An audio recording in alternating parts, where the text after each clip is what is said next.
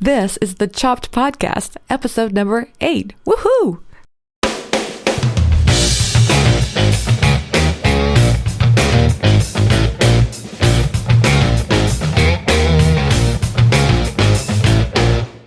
Hey everyone, I'm Marley. Thanks for joining me today.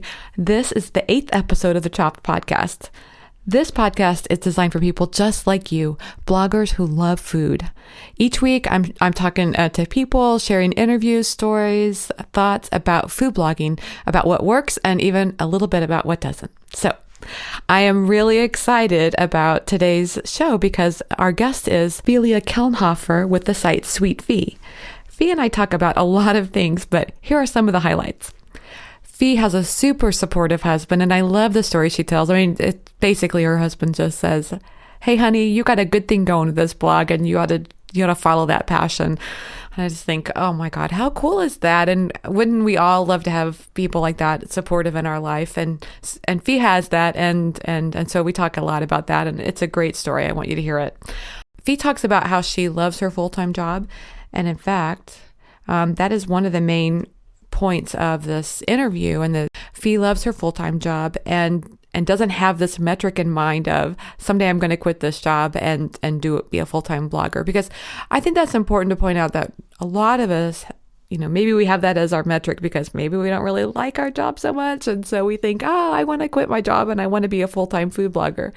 And Phee points out that, there are people out there that love their full-time job. They get inspired by it. They learn things from it. They also love food blogging and they get inspired by that. And they're very professional about what goes on their blog. So it's not as if it's a hobby blog. It's really a professional blog and they're earning money from it. But they don't really have a desire to end one or the other. And that's the category that Phee puts herself in. She's really passionate about both. And I just think, how inspirational is that? And I'm hoping that there are other people out there in this situation, and maybe you might get inspiration from this as well. So let's get straight to this interview with Phee. I'm just so excited for you to hear it. I know several of you have told me how you listen to the podcast actually while you're in the kitchen. So, ladies and gentlemen, turn on your ovens, put on your aprons, turn on the speaker, and let's talk about all things food blogging and so much more. Hey everyone, I'm so excited to have Philia Kelnhofer of the site Sweet Phee on the show today. Phee, welcome to the Chopped Podcast. Hi, thank you so much for having me. Oh, I'm so glad to have you on the show today. I had the pleasure of meeting you in person at Chopped Conference, and I really enjoyed, even though I was kind of crazy busy, I really enjoyed the time I got to talk with you. And now we're, on a lot of the same social media channels, circles, and I just feel like I've gotten to know you so much better, and I'm really thrilled about that. So I'm really happy to have you on the show. Oh, thank you. I've been to a few food blogger conferences, and I really do have to say ChoppedCon was one of my favorites. You did such an awesome job, so I'm so excited for this next year. Oh, thanks so much. I'm so glad to hear you say that, and I am excited. I hope you can come. I'd love to see you again. This time, hopefully I'll be a little bit, I was very nervous, not nervous in that kind of way, but I was busy and trying to, Sure. This year I'll be like, I've got this down. Yeah, I mean, it was truly phenomenal. It had such a close-knit community feel. One really doesn't find that a lot in conferences, either blogging or, just for work. I haven't experienced that so much, so I absolutely loved it. So just do what you did last year. It was a big passion of mine to make a conference where everybody felt like we were there together. We were there to help each other. I liked that feel. It was great. Well, I have a lot of questions I want to ask you about your blog, and I'm really excited. But first, I wanted to start out with just the basics. Like, tell us a little bit about you and how you decided to start your food blog. Sure. So, I have always loved cooking. My mother taught my sisters and I how to cook without any recipes. I mean, we'd always just be in the kitchen cooking with whatever we had on hand. It was never like, oh, here's a cookbook. Let me go look up at a recipe. So from early on, I've always loved cooking. And as I went through college and then grad school and beyond in my working life, I've always loved having people gather around for either dinner parties or just parties in general, and gather around food. It's such a factor that brings us all together. So I love that. And people started asking me for my recipes, and I would, send them an email. And then one day I just looked over and I had like 3 or 4 just giant binders full of paper scraps that had recipes on them. And one of my friends had always said, you should start a blog, or, you should start something where you can chronicle all your recipes. And I thought, wow, that's such a great idea. And that same night of our phone conversation, I set up a free WordPress blog, and I just started posting. It was really bad. It was the whole sweet Phee at .wordpress.com. And for about a year and a half, I just kind of posted a recipe with awful photos and would write, I made this. This was great. Yeah. And, it would hit publish. There was no rhyme or reason, but I really just enjoyed the whole process. Embarrassingly enough, I'd never even heard of another food blog. And then one day, my husband and I were driving back from visiting his grandparents, and we were talking about how much, I loved the blog, but it didn't really have any direction. And he asked me, he said, what would it look like for you to actually make this thing work and improve it? And, what would that look like to you? And that question, a little light bulb went off. And ever since that point, that was about 2.5 years ago, I've really been working on improving it and trying to define what that means. Posting regularly, improving photography, working with brands, everything that makes a blog successful in my eyes, and just trying to constantly improve it. So that's kind of where I'm at right now. I think that's great. I like that your husband was the one that said, hey, this is good. You ought to really try to take this to the next level. Yeah.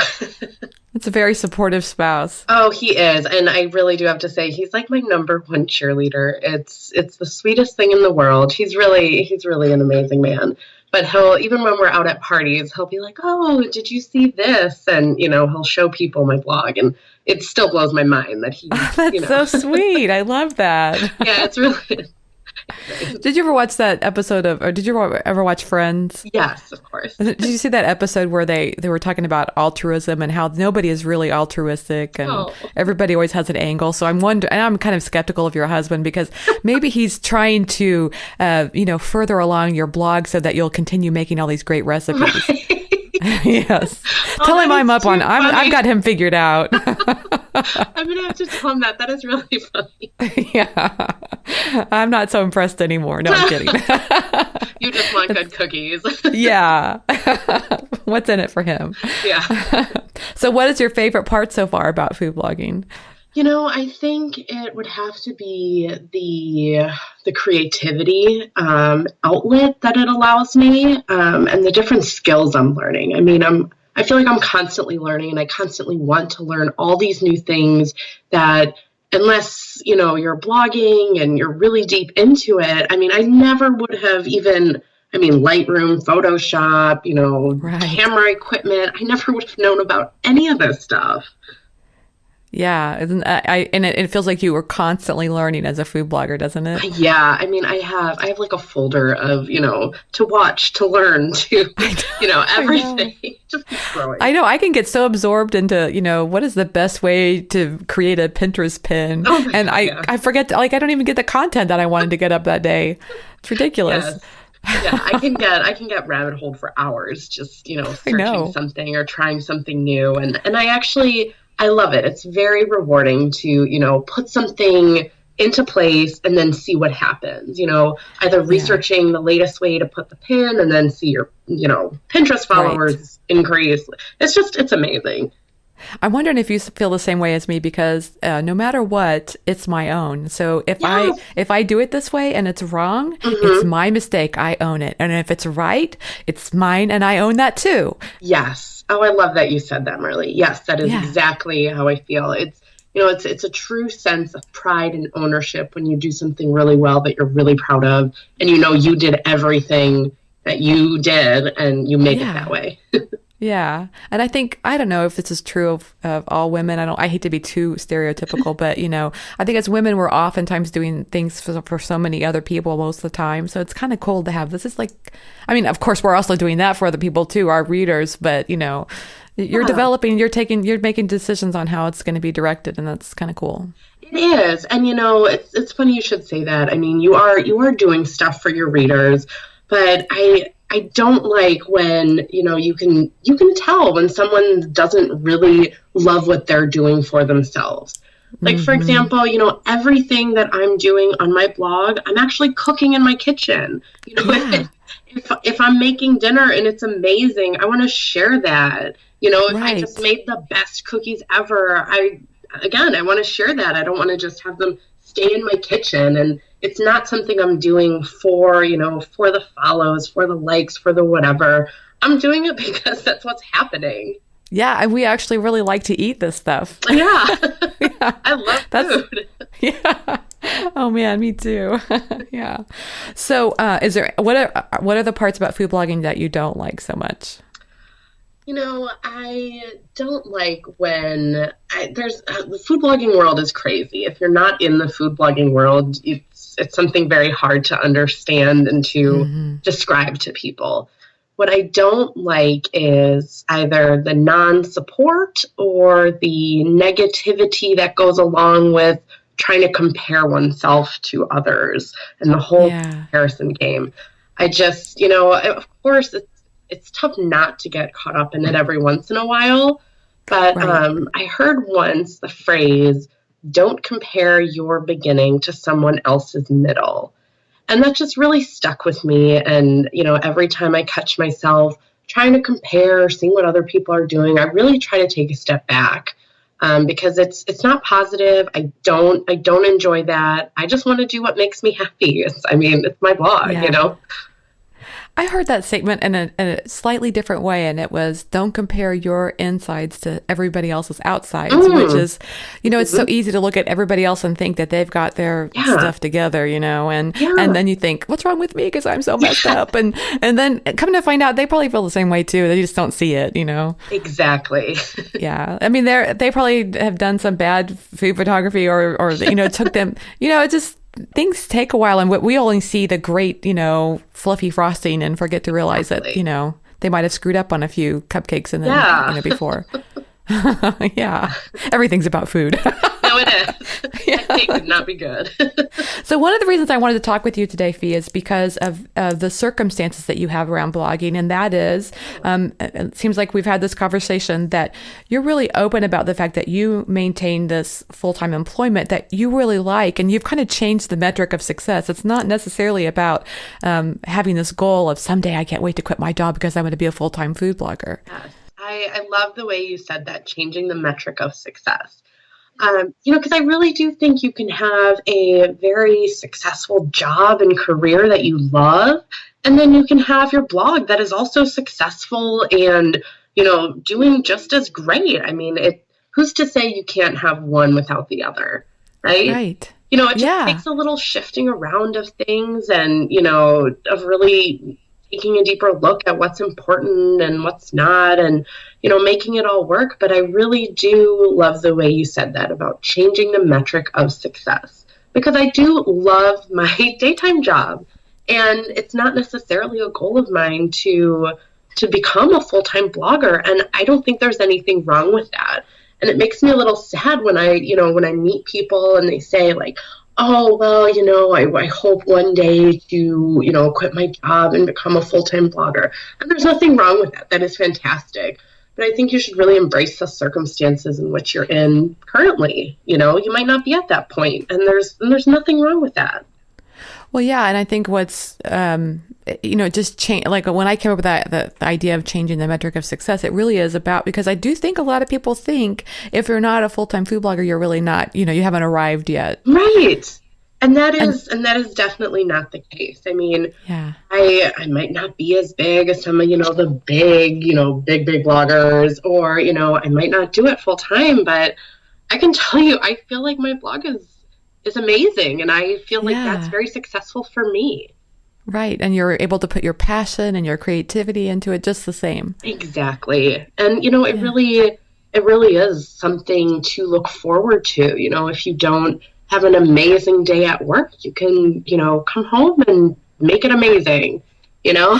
Can you tell us what your full-time job is? Or Sure. yeah. I run a small company, a dietary supplement company. It's called True Botanica, and it is health products, natural products, and so I run that during the day.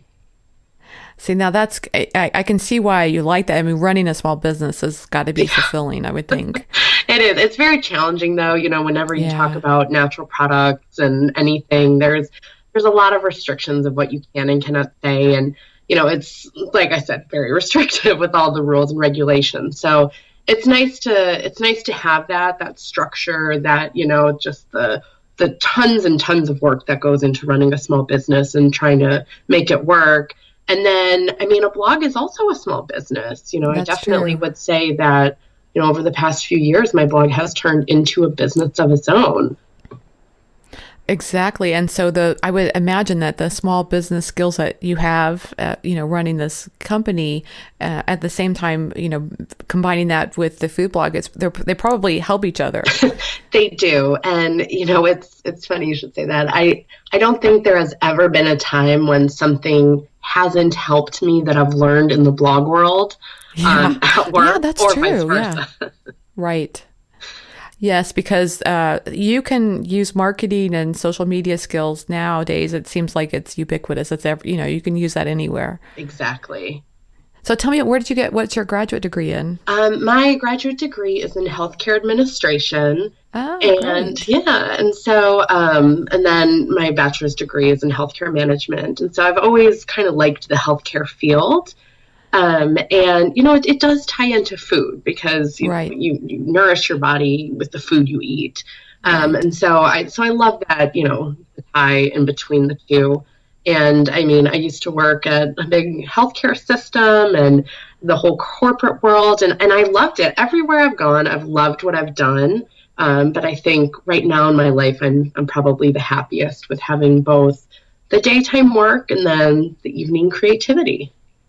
Yeah, and I was going to say, like, I think sometimes if you put too much pressure on the creative thing that you're doing, whatever it is, if it's, a food blog or if it's art or writing or whatever, you can kind of stifle some of the creativity of that. So in some ways, I think it can be a smart plan to say, I'm not, you can make money off of the blog, but it doesn't, Yeah. you're not relying on that. Exactly. And it really is, that's exactly like you said.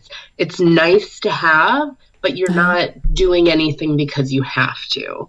Right. And it's just been fantastic to see kind of what happens when, I mean, there's nothing I have to do. It is purely because I am enjoying it, and it is, for my self fulfillment, if that makes sense. Yes. So you're able to, follow your true passion, the things that you want to do. You don't have to sit there and think, is this going to destroy my traffic or whatever? You're really, you're into this because it's your passion. Exactly. Exactly. And it is my passion, but at the same time, I don't treat it like it's a hobby and it comes and Right. goes.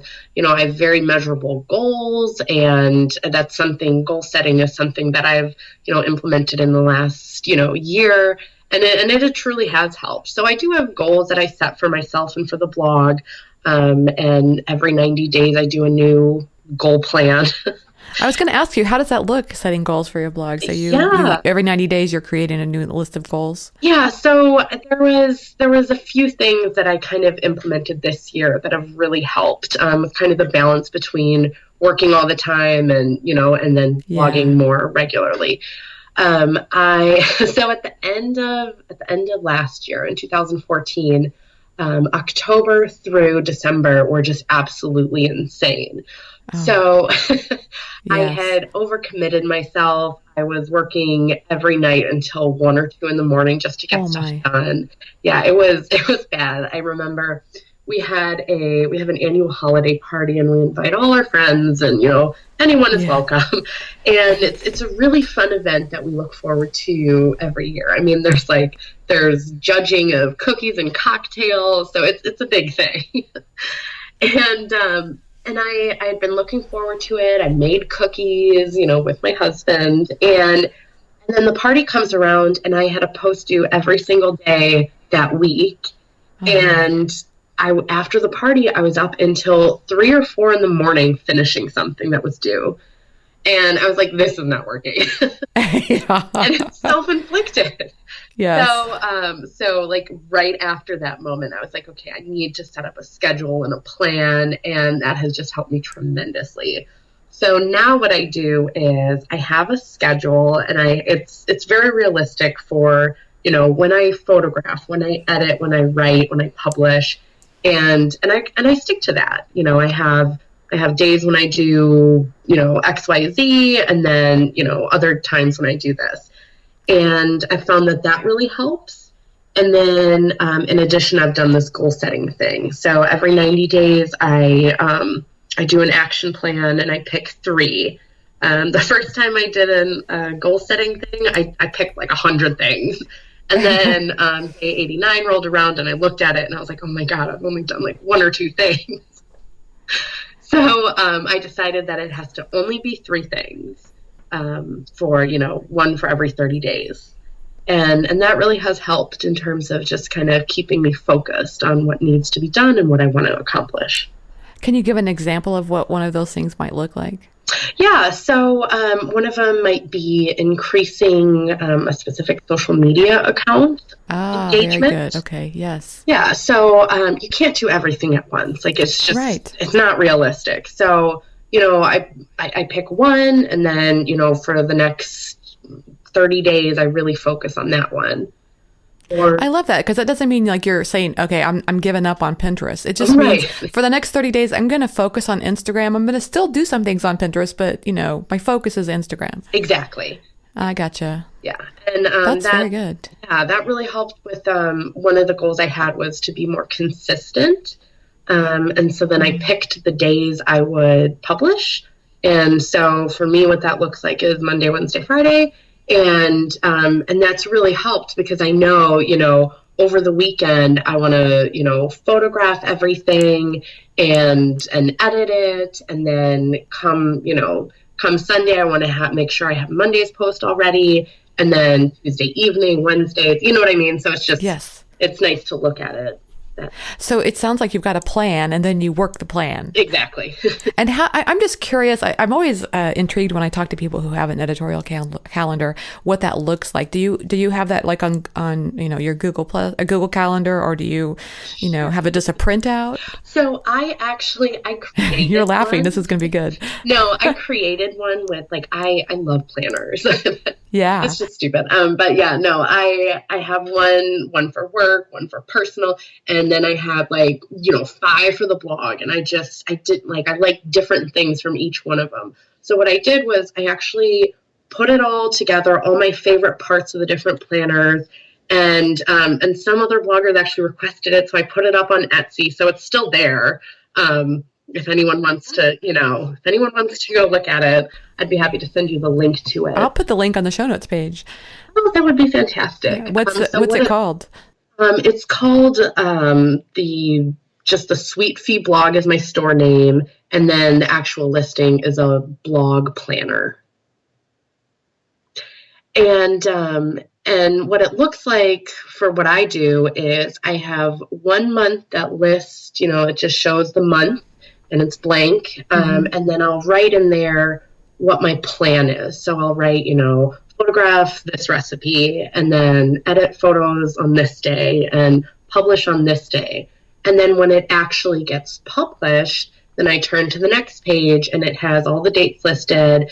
And then I'll write the title of the post. And then next to it, I have, check boxes for all the different things that I should be thinking about, like making sure it goes onto Facebook, making sure I pin the picture, all those things. Oh, that's great. Have you ever used any kind of sharing tool like Viral Tag or CoSchedule? Or I just last month found out about CoSchedule and I love it.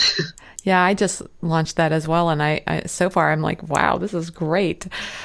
I know. What I love is that you can, when you're in the draft phase, you Yeah. can still schedule stuff ahead. So it doesn't necessarily need to be done after it's published. You can do it while you're working on it. Yeah. I mean, all of these kinds of tools I think are so helpful, especially for people who are, mostly doing their small business on their own.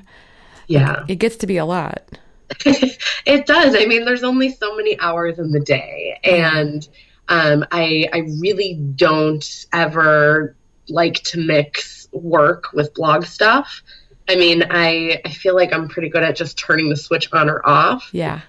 Which is good. I mean, I have to. I can't be sitting there thinking about, all the things I have to do with the blog because the list is just never ending. Right. I have to write that down and then visit it when I get home. Yes, I see. So your planner helps you do that. Exactly. I mean, I am a big believer in lists and planning stuff out. Otherwise, I just don't want to happen what happened last winter where it just all piled up. Of course, I have to say that's kind of a common time, isn't it? Like December can be such a busy month for bloggers, food bloggers in particular. Can. Yeah. And November too. Everyone wants stuff, done Yes. before December. So Yeah, exactly. Yeah. So, have you ever thought about using a virtual assistant? I have, but I kind of like doing it myself and having that control over it. I mean, I'm sure there is a ton of stuff that a virtual assistant could help me with. But I think I like just having the control over it and really knowing all the different parts of it. Yeah, it can be, you can actually kind of turn into a control freak if you're not already as a food blogger, don't you think? I do. I totally do. Oh, man. Like, you just realize like, I want it done and I want it done this way. And so at some point you just like, I just want to do it myself. Yeah, and that's funny that you should say that. That is exactly what happened with my planner. I was like, even if I'm just doing it for myself, which I was, I was right. like, I just want to create this thing so that I have a tool that I'm using. Yeah. I don't want to, I don't want to buy yet another thing that's not going to work for me. Because there are so many steps involved with just publishing a post. Oh my goodness, I know. I think I made a list once and I had over like 30 steps of what I needed to do just to once the post goes live or what goes into it. So. Yeah, I created a spreadsheet that, I kind of keep track of the different segments of each post. So like, there's the recipe development. Okay, so I start out with the idea and then I move on to testing and then I move on to, okay, the idea is done and the recipe's written and ready to go. And then you switch over to food photography and, oh man, it's just crazy. Yeah, there's a lot that goes into it. And it's really nice to kind of be able to know all those different things. And, I admire people who can work with virtual assistants and who, are at that phase, where they definitely need to hand it off. And I think that, for a lot of people, it's a great option. Yeah.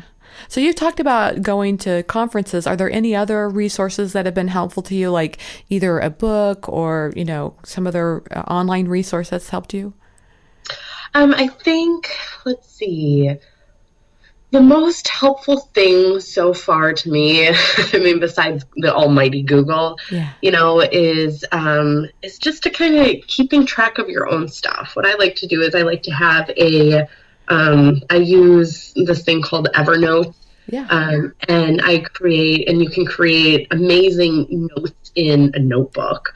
And I like having ideas. I mean, I always have, whenever I have an idea when I'm on the go, I either write it in my phone or I have a little notebook with me and I'll just jot down the idea. I think it's so important to kind of keep your creativity going and not forget all the amazing things that come into your mind. So I definitely say making different lists and keeping them up has been a very helpful resource. And you do that via Evernote? I do. I have Evernote, and then I just use my iPhone a lot to keep other notes. I mean, they have an app, but I sometimes forget. Yeah, that's what I would probably do as well. So I have a good old, just a little notebook, and sometimes, when I go through a notebook, I'll have a really cute notebook that I'll find in a store. But that feels fun to carry around with you. Yeah. Yeah. I always have a little notebook and a pen with me, always. Yes, I spoke with Kristen Doyle, and she and I both talked about how if we were ever in Office Max and could have an open check, that would just be happiness. Yeah. Oh my God, her journal pages are so beautiful. Aren't they? Yes, I just love them. And she shared about how she's got this book on how to do the fancy writing. It's on my wish list at Amazon. I want it so bad. Oh my goodness. Yes. Oh, please put that in the show notes. I will. That. I will do that. So fancy letter writing book is going to be on the show notes page.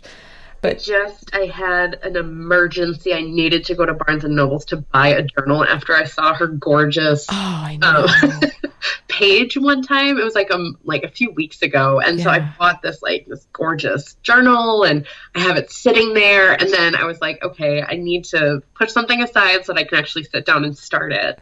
Yes, because, so much of what we do requires the computer or our iPad or our iPhone. And there's just some good feeling about putting a pen to paper, isn't there? There is. I'm old-fashioned like that. And even with my my schedule planner that I created, I printed out a copy. I went and had it bound because I like seeing it and I like writing it. It makes it feel more real. Yeah, that's right. So is the version that's on Etsy, is that a hard copy or is it electronic?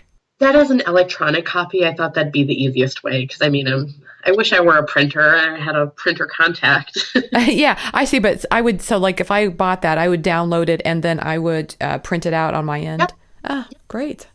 Yeah, that's and I took it, what I did with mine was, and I know one of my friends did the same thing. We both printed it out and then took it to Staples and had it bound. And that way it gives it like a little bit of a cover and, it doesn't wear and tear, it lasts longer. Great. Excellent. Okay. So I love your reader recreation pages. Those are really cool. How did you get that started? Oh, well, okay. So I have amazing readers who will email me pictures of recipes they've created and say, I made this and I love this. This was the change I made to it. And, I think nothing makes me happier than when someone sends me an email saying, they tried one of the recipes and it worked and now that's their dinner, or their snack or whatever. And so I really wanted to celebrate that. So I started, reader recreations, and I actually have a whole little folder I need to upload. I'm a little behind.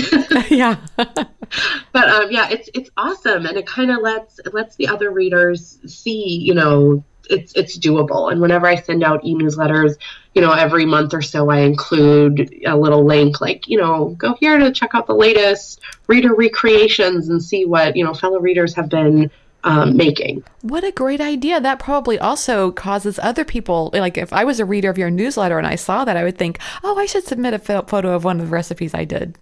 Yeah. So, I mean, that's the hope, So, a funny thing about newsletters, I can give you a little tip. I would love a tip. Yes. Yeah. So I use MailChimp. I love MailChimp. And I had the automatic RSS to email. So every time there was a new post, it would go out, and I have it if you want to get it every time or just a weekly overview. So I had those automatically scheduled. And I received an email saying, how much someone liked that, but that, there was a lot of email. And so I thought to myself, I was like, oh, yeah, that is a lot of emails, like 3 a week. Ooh, am I cluttering people's inboxes? So then I switched over to doing like a once a week overview. Mm-hmm. And I did that for about 2 weeks. And I asked for feedback at the bottom. I said, let me know what you think of this new feedback. Right. Well, 2 weeks in, someone wrote me and said, I can't process all this information in one email. Like, please go back to the regular thing. Like, I miss seeing it.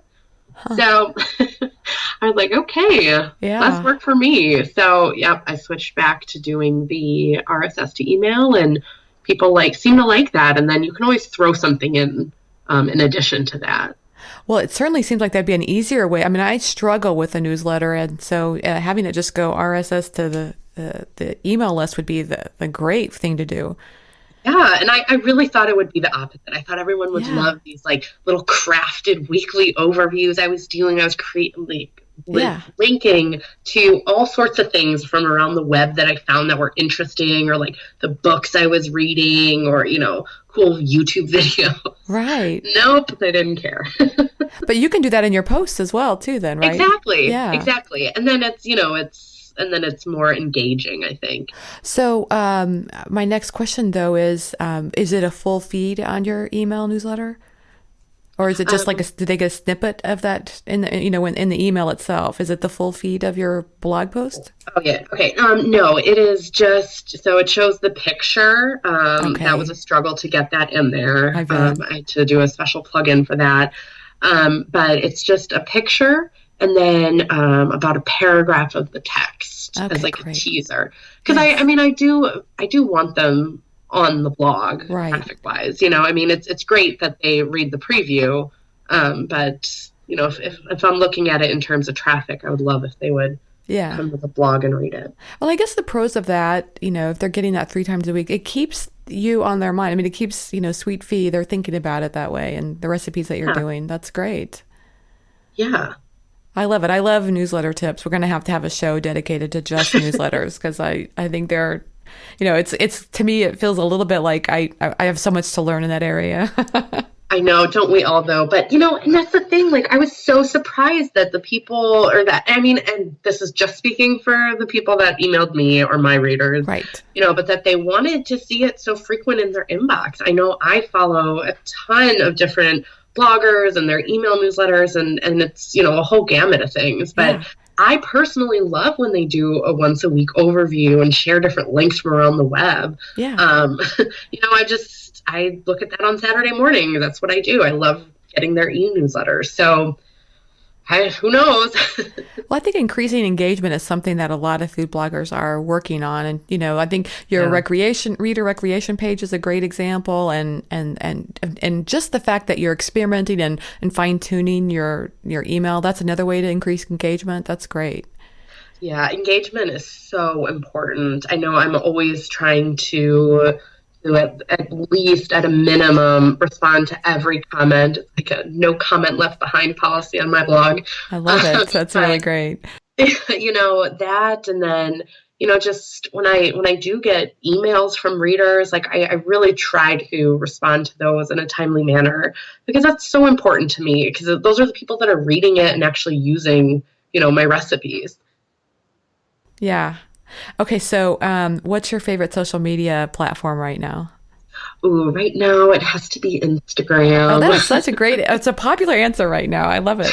I love the visual, just looking at stuff and scrolling through and just kind of, it's quick and it's beautiful and everyone needs beauty in their day, right? Absolutely. And it's easy too. It's not a complicated platform. No, it's not. And you can just make the prettiest pictures. I really do love pretty pictures. That's great. Do you have any tips for your favorite way of using Instagram? I know it's different for everyone, and I know there's controversy over whether you should, use photos that you take with your DSLR or not, whatever. But I do a mix. I love doing, what I've started doing is some behind the scenes photos. And so I'm going to be rolling that out in the next month. So, with recipes, I'm now showing different parts of the process. So I love that. And then I love the different apps. I know Visco Cam is just like a huge one, and I love using that. Yeah. I think it makes pictures so beautiful. Yeah, that's great. I think Bev talks about that. She uses the Visco. It's the filter, an app on your phone? Yeah, it's an app, and it really has beautiful filters. And then you can always go, when you upload it to Instagram, you can edit it a little bit more, once you see what it actually looks like. If you actually need to at that point, right? But usually you don't. What's your number one tip for helping other food bloggers who are trying to grow their audience? I'd say, make a schedule and stick to it. I don't think it's something that happens overnight. They always say it's not a sprint, it's a marathon. And that's true. I mean, if you were to think that it happens to everyone, where you get some recipe that goes viral on Pinterest and then you sustain that traffic. Yeah. I mean, I love hearing those success stories. I really do. But I don't think that's very realistic. Yeah. I don't have like a crazy huge traffic, but it's increasing month over month. And I can really pinpoint that back to all the hard work that goes into it day after day. Well, and I also think it sounds like the focus that you put in improving one area at a time. Every month, you sounds like you're improving on one area. Yes. Yep. And, I also like celebrating the wins. I And love celebrating. So how do you yeah, celebrate? I like looking back at the end of every month Yeah. and naming one or two highlights that happened that month. That is a great idea. Like something good that happened this last month. Yeah. Oh, yeah. Yeah, so every month I do that, and then it's if you're ever feeling blue, just turn back a few pages and you see your monthly overview and your highlights, and it's really uplifting. Oh, Fee, that is such a good idea because I can easily get down and think, like this isn't what I wanted it to be, and I just focus on the things that aren't working the way I want them. It's like Right. I have in my head what I want it to be, and when it doesn't feel like that, then I'm just toast. But I like that idea of like go back every month and say what was great about last month. Thank you. Yeah, I actually made that as part of my planner. I definitely included that because it's something that I started doing even last year before I had my planner. And then in December, I just looked through some of the stuff and I was like, wow, it's really been an incredible year. Yeah. So that was one thing I wanted to continue doing. So how do you celebrate? Do you do a little happy dance or do you get out a bottle of champagne or what do you do? It usually consists of me like sitting on the couch and being like, oh my God, honey, guess what just happened? It'd have to be a big milestone to get out the bottle of champagne anyway, right? Yeah. That book bubbles No. recalls, and then you may have to do that. Yeah, no, I need more. I need more of that. I'm gonna tell my husband I need a glass of wine or champagne to celebrate all my wins. I was at World Market the other day, and they actually sell these little bottles of champagne. It would be fun to have those around. Oh my God, Would that be fun? need a box of those. Yeah, exactly. We'll hear popping all across the nation as people celebrate. Yes. So what's coming? In the corner of all my photos, you're gonna see like a little bottle of wine. I love it. So what's coming up next for you? Anything you can share? Yeah, I'm actually in the process, deep in the throes of creating my first for sale cookbook. Great job. Wow. Yeah, Can you so talk I'm about it so at all? What's it going to Yeah, be? so it's going to be so one thing I do on my blog, I have a series called 5 Ingredient Fridays. And so that's actually become quite popular. Every Friday I post a recipe that has 5 ingredients or less. And it's really simplifying cooking is just the best. Yeah. And so I never like cooking in a vacuum. It's never just like me sitting there cooking, for one. Mhm. I always like cooking with friends and family. So my cookbook is going to be called 5 Ingredient Fridays with Friends and Family. That's great. I love that. I love the alliteration. Thank you. And so it's going to be 52 recipes, so like a year of 5 Ingredient Fridays. And then each chapter is going to be dedicated to 5 recipes for something. So it'll be like 5 recipes for mom or 5 recipes for tomorrow, which are going to be like freezer meals. Yeah. Yeah, so that's going to be the way the book is going to go. That's really cool. I can tell you put a lot of thought into this. Oh, thank you. Yeah, it's when you're sitting there and you're creating extra recipes and testing them and photographing them, and it's stuff that never even makes it to your blog, yet, obviously, that you're working on. It's really you're like, what have I been doing? Phee, we've come to the end of the interview, and I like to run through a series of just fun questions to rattle out at you. Oh, sure. Okay, so are you ready? Yeah. Okay, what is the one food item you can't live without? Oh my God. One food item I can't live without. Lemon? I think I have a prediction of how you're going to answer this, just based on being on your blog, but I'm just going to see what you say. I love lemons. Like lemons, if there's not a lemon in my house, it's an emergency. You live in the wrong state. Oh, I know. That and cheese. I mean, I'm sure you were thinking cheese. That's what I thought. Yeah, you mentioned on your site that you're in the perfect state because you love cheese. Oh, I do. I just see the only reason that didn't come to mind right away is because I just finished doing this like Whole30. It's like a diet where you don't eat anything, basically. Oh, right. Yes. So it's like nothing beside like meat, fruit, and vegetables. And so it's just like not in my brain right now. But yeah, cheese is my favorite. That was hard to give up then, I'm sure. Yeah, very much so. Well, we're going down to visit my husband's parents, and they live in Phoenix. And I kid you not, the people just like, there's just like boxes of lemons sitting out on the sidewalk saying, "Please take these." Oh my God. You need know. to steal some for me. And they're beautiful and delicious. You could just eat it raw. It's just so good. Well, okay, maybe not quite raw, but they're pretty good. So yeah, you need to get to Phoenix sometime soon. Yeah, for sure. I've been always wanting to go there. Lemons are great. You drink. How do you use them? Do you put them in your tea or what? I do put them in tea. I use them in cooking and salad dressing and desserts. Like it's just such a versatile ingredient. Yeah. That's great. And they add such a pop of flavor. Like if you're making the poppy seed bread and you throw in some lemon, it's delicious.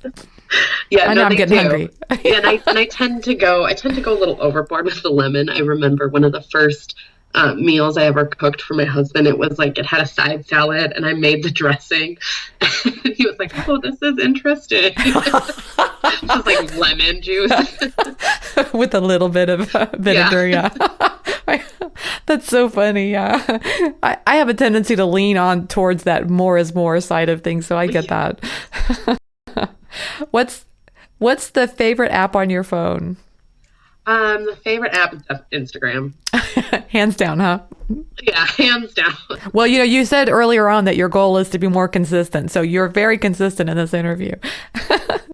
Okay. Do you have time for TV at all? And if so, what's your favorite show? Oh my goodness. Okay, so I do have time for TV. I'm not like a dedicated watcher. Like I'll sit there with my laptop and, be working away, and be watching, So that's my favorite way to watch, but yeah. We have a little den, and we have a TV in our den, and we have a TV in our living room, and I've been relegated to the den to watch my crappy TV show. Oh, because they don't meet the living room standards, huh? Yeah, no, they don't. They don't meet the standards of the living room. So, I mean, I watch everything. I love TV, and I love just having it on. But I only get to watch it, on the weekends or after work, and I'm usually working. So, yeah. I bet you're working a lot. Yeah. So, I'm looking for the scoop. You're not telling me any names of shows. Oh my God. You hate to confess to them? Is this what? Let's see. I'm watching like Empire. I just started watching. Loving it.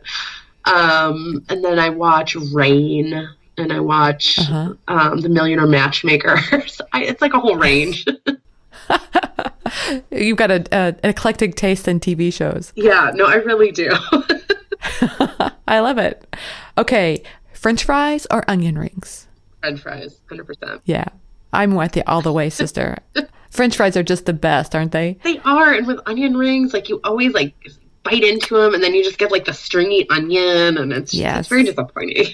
Yes, it's just too awkward to eat in front of people. Yeah, the question you should ask people is French fries or the waffle cut fry. Oh, okay. So how would you answer that question? I would answer French fries any day, but I found out that, a lot of people, there's like a huge debate apparently. About waffle fries versus French fries? Yeah, people like either love waffle fries or hate waffle fries. Well, you think the thing that is good about the waffle fry, if we're going to talk about that, is that, there's a lot more crispy. And that it holds the ketchup very well, because I am a ketchup crazy person. It does. Oh, that's funny. Yeah. Yeah, I mean, it really holds the ketchup well, because I pile on the ketchup. Oh, man, I pile on the mustard. That's so weird. I love mustard. On French fries? Yeah. Oh, that's so strange. I know. I love mustard, though. On French fries? Yeah.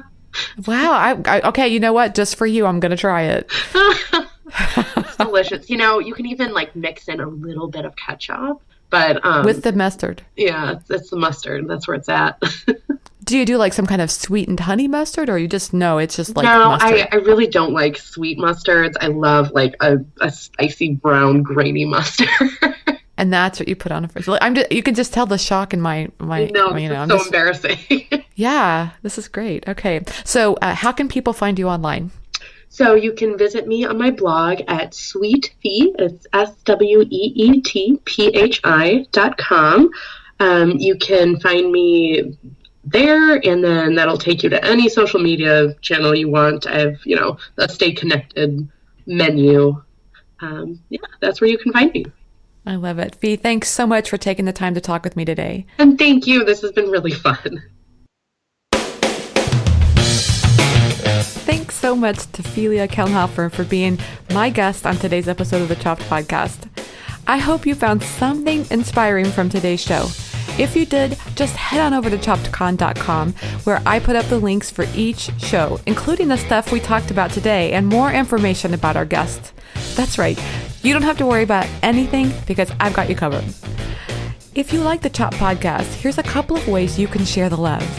Leave a review on iTunes. That helps the show get discovered by more people. Also, our goal is to spread the word. So if today's show, it spoke to you in some way or made you think of someone you wanted to share it with, please tell a friend. That friend-to-friend referral means so much. You inspire me so much, and I'm so grateful that you took the time to listen to the show today. Thanks so much. I hope it was helpful and inspirational. Have a great week.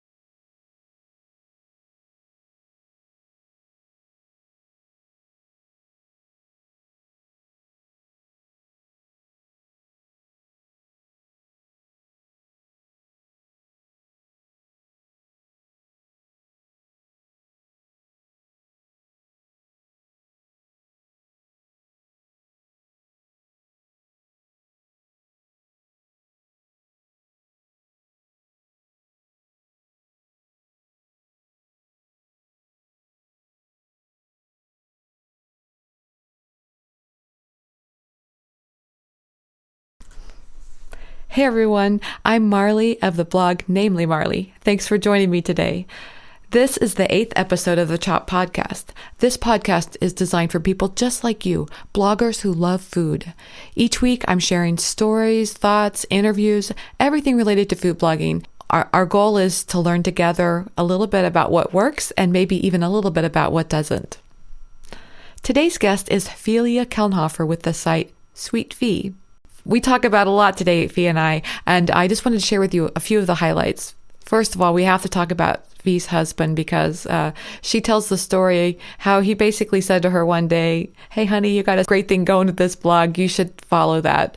And I just think that's so cool how having a supportive person in your life like that can really make a difference. Somebody who's in your corner and saying, you can do this, keep going at it, and you're doing a great job. And I think that's something that we all need, at least from time to time, regardless of how successful we are or not successful, having somebody that's there behind you saying, follow your passion. That's so important. And I love that Phee has that. And hopefully that's something we can all have in our life.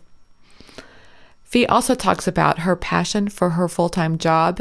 At the same time, she has a passion for her very professional blog.